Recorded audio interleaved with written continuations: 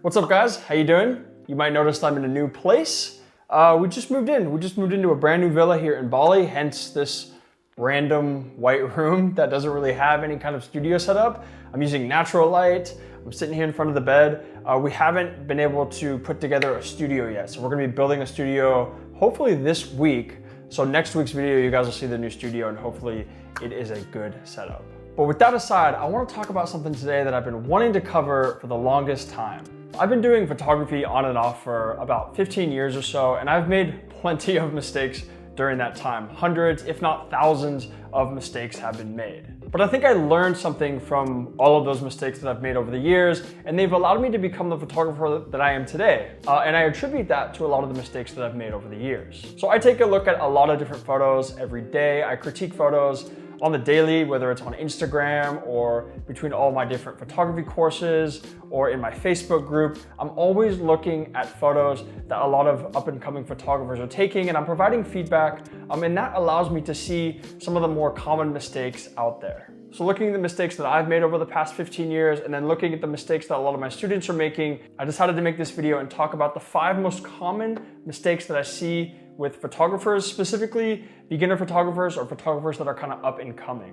One thing to note before we jump into these, if you guys recognize these mistakes in your photos, that's awesome. If you can recognize that you're making mistakes, that is how you're gonna grow into a better photographer. So by the way, if you guys haven't already downloaded it, you can go to my website and download my free orange and teal preset pack. That's for desktop and mobile. Those are completely free and for you guys to enjoy. So just click the link in the description, download those, and let me know what you think. And the first most common mistake that I see in so many different photos online is images that lack a clear subject. So instead of having a very clear subject that you know you're supposed to focus on, the images look more like snapshots or just random photos taken of random things. So this is images that just don't have a clear subject, or maybe the focus is in the wrong spot, or there's too much in the frame, everything is flat, and it's just hard to pick out what you're really supposed to be focusing on. A well-composed image is going to have a very clear subject. You're gonna look at that photo and you're gonna know exactly what the purpose of that photo is. You're gonna know where to look. It's gonna be easy for your eyes to navigate the frame and focus on the things that are most important. Images that don't have a clear subject, you'll find that your eyes are kind of hunting around the frame. They might go off the frame for a little bit and you're just not sure kind of what the purpose of that image is. I see a lot of this like in photos of leaves. People are taking photos of leaves or trees or something like that. And the way that they're composed just makes it difficult for us to know exactly what we're supposed to be focusing on. We see a lot of beautiful things every day. We go outside and there's a beautiful tree. Maybe it's autumn time where you're from and there's all these beautiful leaves and everything just looks really pretty. But just taking a photo of that thing at face value doesn't mean it's gonna be a good photo. Yes, the subject matter is nice, but you need to really think about composing that image and displaying that subject matter in a way that is beautiful to the human eye. So the best way to overcome this is just to be very, very deliberate with your compositions. Think things through. Don't just take photos. If you see something pretty, don't just take a photo. Sit there, look at it, take in the environment, and really think about the best angle that you can shoot that thing at to present the most compelling composition. And the second tip I have for you guys is not paying attention to lighting. Now everyone knows that natural light from the sun is the best. It's absolutely beautiful. And I think a lot of us also know that it's very, very important to shoot either in the morning or in the afternoon. We call that golden hour, and that's when the light is the most beautiful. It's the softest, it has the best color. It's just a really, really nice time to shoot. You can also shoot the hour before sunrise or the hour after sunset, and that is what we call blue hour, where the sky is just really, really blue, really colorful. It's beautiful. That's my favorite time to shoot, and the light is just amazing during that time. But honestly, it's not enough to just go out and shoot at sunset or sunrise or blue hour. You have to do more than that. There's a lot more to lighting than just going out at the right time of day to take photos. In fact, you're only 50% there in terms of getting good lighting if you're shooting at sunrise or sunset.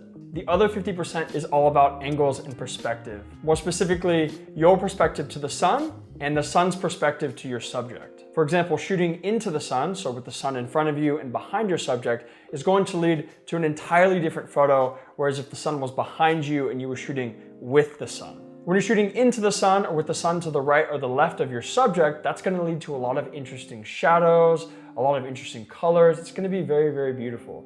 Whereas if you're shooting with the sun, so the sun is behind you, you're not gonna have as many shadows, the light might be flat, everything is gonna be very nice and well exposed, but you're not gonna have all those interesting shadows. So a way to combat this is when you're shooting, of course, think about the time of day and try to shoot within golden hour or blue hour because that light is absolutely beautiful, but also think about where the sun is in accordance to you and in accordance to your subject. So really think about the lighting in your environment and how it is going to impact the end result of your photo. Number 3 is using the wrong camera mode. And I'm sure you guys have heard a million times that you shouldn't be shooting in auto mode. I think that's kind of a given. Auto mode basically surrenders all of your creative control. You have no creative control over the camera besides composition, but it's doing everything else. It's taking away your ability to adjust the aperture, your shutter speed, your ISO, and it just isn't a really engaging photographic experience. So of course, don't shoot in auto mode.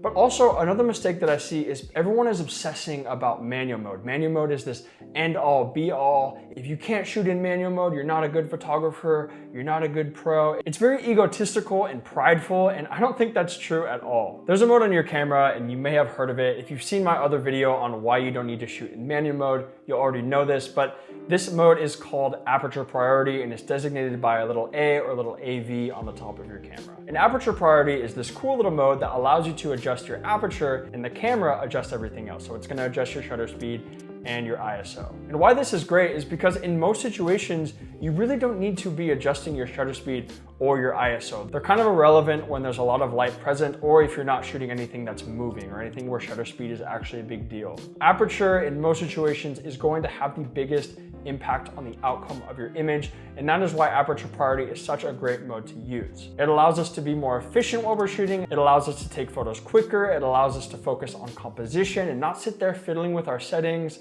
And it's overall just a fantastic mode. And I'm using aperture priority most of the time because it's such an awesome mode on my camera. The fourth mistake that I see is one that nobody else is really talking about. And this is one of the most common mistakes that I see. And it's probably the biggest thing that's gonna make your photos look amateur.